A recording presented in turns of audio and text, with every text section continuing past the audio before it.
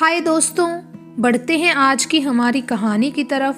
बेटी सौतन की भाग 12। अब तक हमने पढ़ा कि नैना और ऋतिक एक दूसरे से शादी करने का फैसला लेते हैं और मिलकर तय करते हैं कि दोनों मंदिर में जाकर एक दूसरे से शादी कर लेंगे। लेकिन अचानक ही ऋतिक की दादी को दिल का दौरा पड़ता है और ऋतिक को सब कुछ छोड़कर जाना पड़ता है। ऋतिक की दादी ऋतिक से वादा लेती है कि वो नैना से कभी नहीं मिलेगा और ना चाहते हुए भी अपनी दादी की तबीयत को देखते हुए ऋतिक को हाँ करनी पड़ती है। अब आगे। दूसरे दिन ऋतिक जैसे ही होटल जाता है उसे नैना दिखाई पड़ती है, लेकिन अधिक काम के चलते वो नैना से बात नहीं कर पाता। रात को घर वापस आते समय वो नैना से अपनी गाड़ी में बैठने के लिए कहता है। नैना उसकी गाड़ी में बैठ जाती है तो ऋतिक गाड़ी स्टार्ट कर देता है। नैना उससे दादी के बारे में पूछती है, लेकिन ऋतिक कोई जवाब नहीं देता और उसी मंदिर के सामने जाकर गाड़ी रोक लेता है और नैना को उस मंदिर में ले जाता है। नैना पूछती है, ऋतिक मैं बार बार तुमसे पूछ रही हूँ कि तुम्हारी दादी कैसी है, अब उनकी तबीयत कैसी है।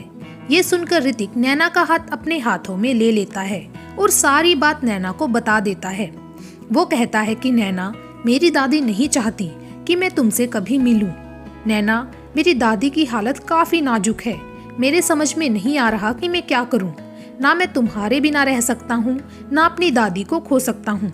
ये सुनकर नैना उदास हो जाती है, फिर कुछ सोचकर झूठी मुस्कान लाते हुए कहती है, ऋतिक, इस समय तुम्हें अपनी दादी के बारे में सोचना चाहिए। ऋतिक, भगवान जो करता है सोच समझकर करता है।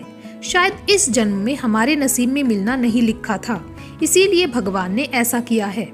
तब ऋतिक कहता है, लेकिन नैना, मैं तुम्हारे बिना नहीं रह सकता और मैं तुम्हें कभी खोना भी नहीं चाहता। नैना, मैं कोई ना कोई रास्ता निकाल लूंगा।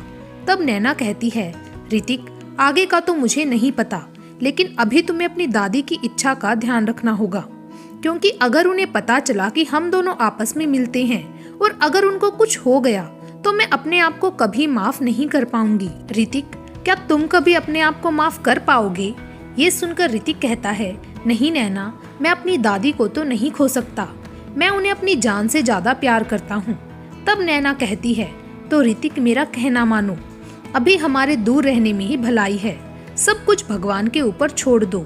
अगर हमारी किस्मत में मिलना लिखा होगा तो हम मिलेंगे, और अगर जुदाई लिखी होगी तो शायद अगले जन्म में ही मिले। ये कहते हुए नैना की आंखों में आंसू आ जाते हैं। ये सुनकर ऋतिक नैना की तरफ देखते हुए कहता है, मैं जानता हूँ नैना कि तुम्हें ये सब कहते हुए कितनी तकलीफ हो रही है, लेकिन मैं भी क्या करूँ नैना। ये कहकर वो नैना को गले लगा लेता है।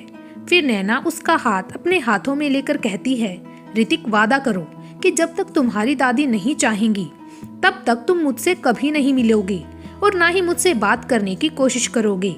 ये सुनकर ऋतिक ना चाहते हुए भी कांपते हुए हाथों से नैना के हाथ पे अपना हाथ रख देता है और उससे वादा कर लेता है।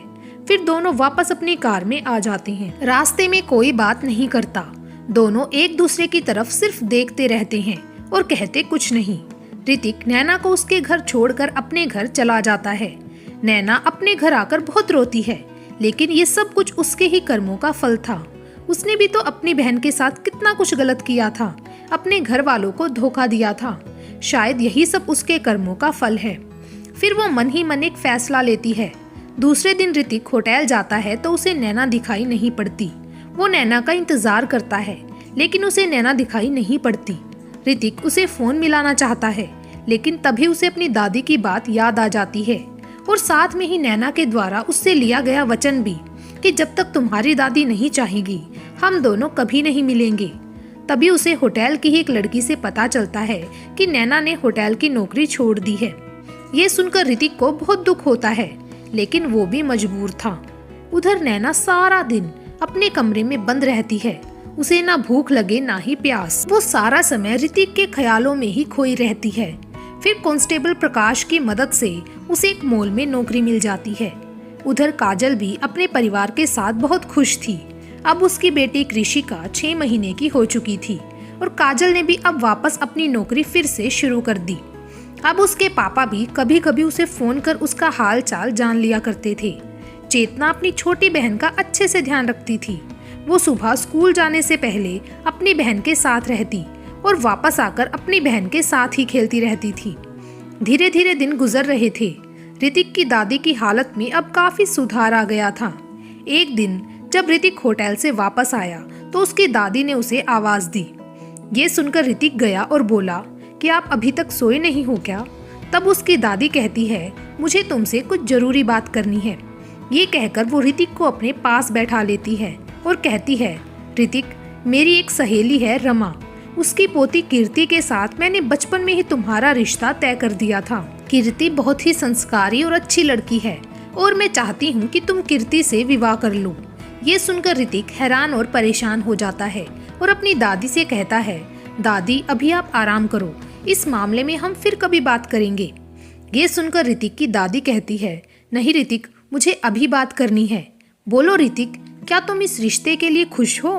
तब ऋतिक कहता है, दादी मैं अभी काफी थका हुआ हूँ और कुछ कह नहीं सकता, कुछ सोचकर मैं आपको कल सुबह जवाब दूंगा। ये सुनकर उसकी दादी कहती है, ठीक है बेटा, जैसी तुम्हारी मर्जी। अब ऋतिक बिना कुछ खाए पिए ही अपने कमरे में आ जाता है। सारी रात वो करवट इधर से उधर बदलता रहता है क्योंकि उसकी दादी बड़ी मुश्किल से ठीक हुई थी।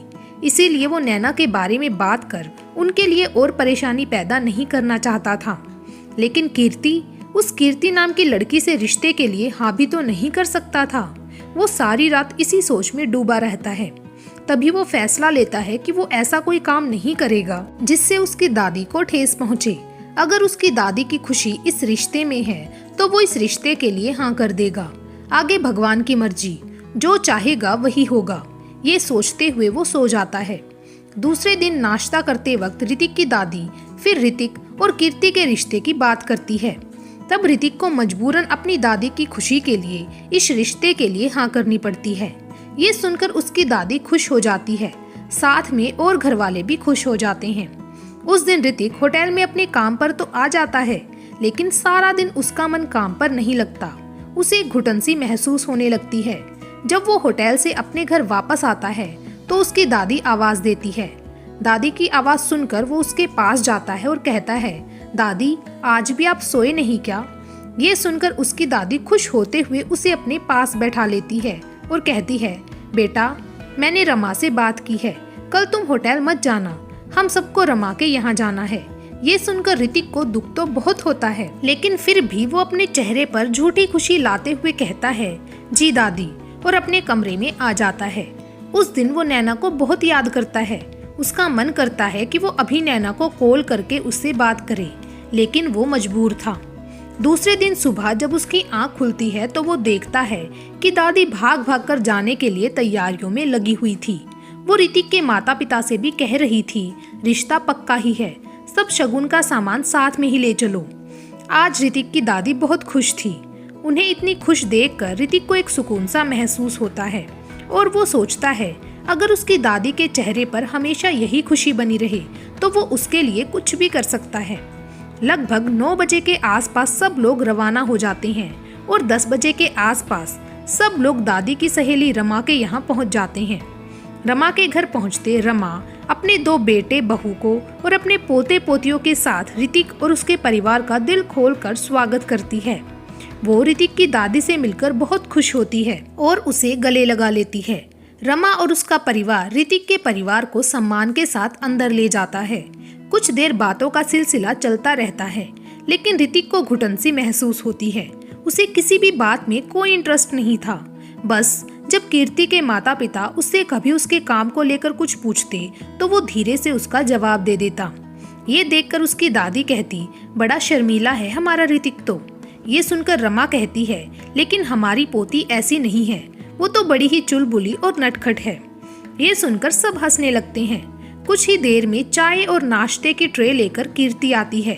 कीर्ति भी देखने में नैना से कम सुंदर नहीं थी। पीली साड़ी में वो भी किसी स्वर्ग की अप्सरा जैसी लग रही थी। कीर्ति को देखकर ऋतिक के परिवार वाले बहुत खुश हो जाते हैं, लेकिन ऋतिक उसे एक नजर भी नहीं देखता क्योंकि उसके दिल में तो बस नैना बसी थी। कीर्ति को देखकर ऋतिक की दादी उसे अपने पास बैठा लेती है। कुछ देर बातें करके कीर्ति की दादी ऋतिक की दादी से कहती है कि कुछ देर बच्चों को अकेला छोड़ देना चाहिए, जिससे वो एक दूसरे के बारे में जान सके। ये सुनकर ऋतिक की दादी कहती है, हाँ हाँ क्यों नहीं, फिर रमा कीर्ति से कहती है, बेटी जरा ऋतिक को अपना कमरा तो दिखा लाओ। ये सुनकर कीर्ति उठ के खड़ी हो जाती है और ऋतिक के पापा ऋतिक से भी जाने के लिए कहते हैं। तो ऋतिक अनमने ढंग से उठकर चला जाता है। कीर्ति और ऋतिक कमरे में आकर कुछ नहीं बोलते। फिर कीर्ति ऋतिक से कहती है कि आप इस रिश्ते से खुश तो है ना? ये सुनकर ऋतिक कहता है, हाँ। तब कीर्ति कहती है, मैं भी बहुत खुश हूँ। दोनों बिना कुछ कहे चुपचाप वहाँ खड़े रहते हैं। फिर उनके घर वाले आवाज देते हैं, तब दोनों नीचे आ जाते हैं। सगाई की बाकी रस्में पूरी करके सभी घर वापस आ जाते हैं। उस दिन सभी घर वाले बहुत खुश थे, केवल ऋतिक को छोड़कर। अपने कमरे में आकर ऋतिक रो पड़ता है और अपनी किस्मत को कोसता है। दूसरे दिन ही ऋतिक की दादी रमा से बात कर कीर्ति और ऋतिक की कुंडली पंडित जी से मिलवा लेती है। 10 दिन बाद शादी का मुहूर्त निकलता है। ये सुनकर सभी बहुत खुश हो जाते हैं और साथ में ही सब सोचते हैं कि इतनी जल्दी शादी की तैयारियां कैसे होंगी। लेकिन ऋतिक की दादी को तो ऋतिक की शादी की इतनी जल्दी थी कि अगर उनका बस चले तो वो एक दिन में ही शादी करके कीर्ति को बहू बनाकर घर में ले आई। घर में शादी की तैयारियां शुरू हो जाती हैं। दादी बढ़ चढ़कर हर तैयारी में हिस्सा लेती हैं, लेकिन ऋतिक को इन सब में कोई रुचि नहीं थी। वो अपने काम से काम रखता था। वो सारा दिन होटल में रहता और जब घर पर होता तो सिर्फ अपने कमरे में रहता। लेकिन कभी कभी दादी के कहने पर उसे कपड़े आदि खरीदने के लिए सबके साथ बाहर जाना पड़ता। कभी कभी वो ये सोचकर रो पड़ता कि उसने किसके नाम का सेहरा बांधने के सपने सजाए थे और किसके साथ उसका रिश्ता जोड़ा जा रहा था। उसे नैना की भी बहुत चिंता होती थी। पता नहीं नैना किस हाल में होगी। उधर नैना का भी यही हाल था। वो भी घुट घुट कर जी रही थी। उसे ऋतिक के रिश्ते और शादी के बारे में होटल में ही काम करने वाली एक लड़की ने बता दिया था। ये सुनकर नैना अंधेरे कमरे में फूट फूट कर रोई। फिर उसने ये सोचकर तसल्ली कर ली कि चलो अगर ऋतिक की शादी हो जाएगी तो कम से कम वो तो खुश रहेगा। उसका क्या है, वो तो जैसे तैसे ऋतिक की यादों के साथ अपनी जिंदगी काट लेगी। धीरे धीरे दिन गुजरते हैं और आखिर में उसकी शादी का दिन आ ही जाता है। तो क्या लगता है दोस्तों, क्या ऋतिक और कीर्ति की शादी हो जाएगी या फिर होगा कोई चमत्कार? वो हम जानेंगे अगले भाग में। तब तक के लिए धन्यवाद।